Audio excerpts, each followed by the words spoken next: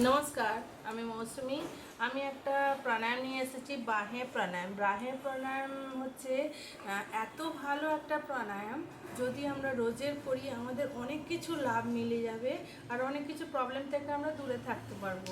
বাহে প্রাণায়ামের নিয়ম হচ্ছে আমরা মেরুদণ্ডটা সিধে করে ভালোভাবে বসবো, বসে লম্বা শ্বাস নিতে হবে, নিঃশ্বাস নিতে হবে। নেওয়ার পরে পুরো নিঃশ্বাসটা খালি করে তিনটে বন্ধ লাগাতে হবে।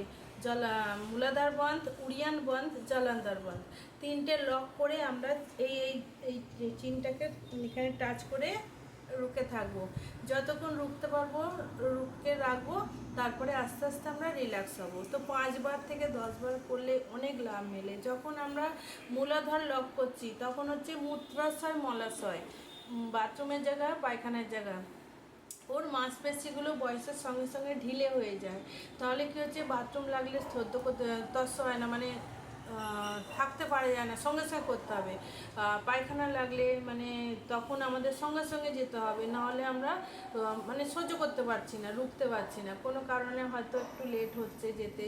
তো এইগুলো তো ও তখন কী হচ্ছে, মাংসপেশি ঢিলে বলে এই প্রবলেমগুলো হয়। তারপর ববাসির, পাইলস যে নাম, অর্শরোগ, এই রোগটা যারা আছে সেটা ঠিক হয়ে যাবে, যার হয়নি কোনো দিন হবে না। তো মূত্রাশয় মলাশয় সিস্টেমটাকে পুরো ঠিক করে মূলাধার বন্ধ। তারপরে উড়িয়ান বন্ধ, উড়িয়ান বন্ধ, নাভিটাকে আমরা ভিতরে মেরুদণ্ডের দিকে ধাক্কা দিয়ে রুকে রাখবো।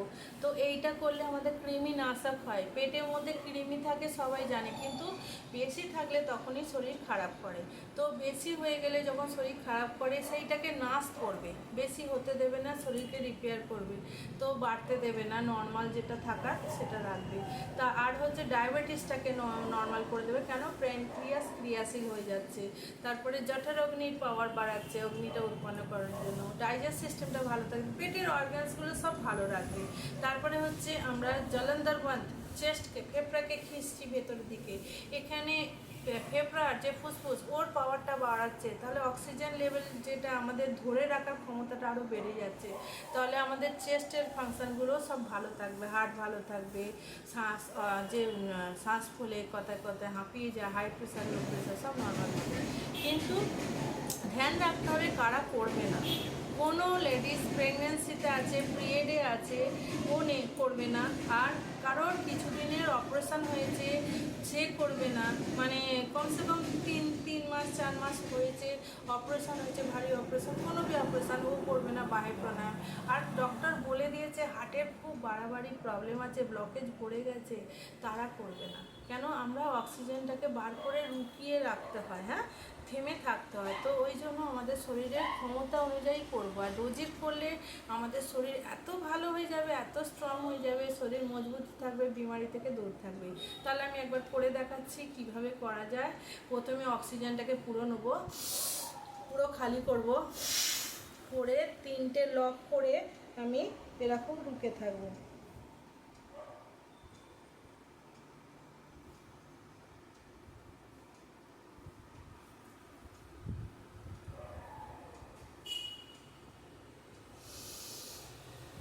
ধীরে ধীরে রিল্যাক্স হয়ে যেতে হবে। তাহলে আমরা 5 থেকে 10 বার রোজের করলে পেটের ফ্যাটও কমবে, পেটের সিস্টেম ঠিক থাকবে, শরীরে গ্লো বাড়বে, এনার্জি বাড়বে, আর সব কিছু বড় বড় যে বিমারিগুলো হয় সেখান থেকে আমরা ভালো থাকবো, সেফ জোনে থাকবো। বুঝে গেল? আর একবার করে দেখাচ্ছি।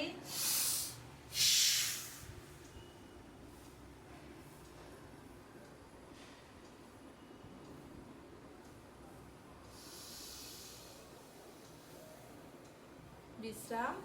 আর এই বাহে প্রাণায়াম করা খুব জরুরি, সবাই খুব ভালো শরীর থাকে। এই বাহে প্রাণায়ামের পরেই আমাদের অগ্নিসার করতে হয়। অগ্নিসার প্রাণায়ামটা হচ্ছে নিঃশ্বাসটা পুরো নিয়ে ছেড়ে নিঃশ্বাসটাকে পুরো বার করে দিয়ে পেটটাকে হেলাতে হবে। কতবার হেলাতে পারবেন, মানে নড়াতে পারবেন পেটটাকে, ওইটা হচ্ছে আপনার পাওয়ার। ঠিক আছে, প্রথম 2বার 4বার হবে, থেকে থেকে 10 বার হবে, 20 বার হবে, পরে পরে 50-60 বার হবে, কারোর 100 বার হবে। তো অক্সিজেনটাকে বার করে দিয়ে রুখে যখন আমরা পেটটাকে নড়াচ্ছি, তখন মানে আমাদের শরীরের ক্ষমতাটা আরও থেকে থেকে বাড়বে, পেটের সিস্টেম ভালো থাকবে, শরীর ভালো থাকবে। আমি একবার করে দেখাচ্ছি।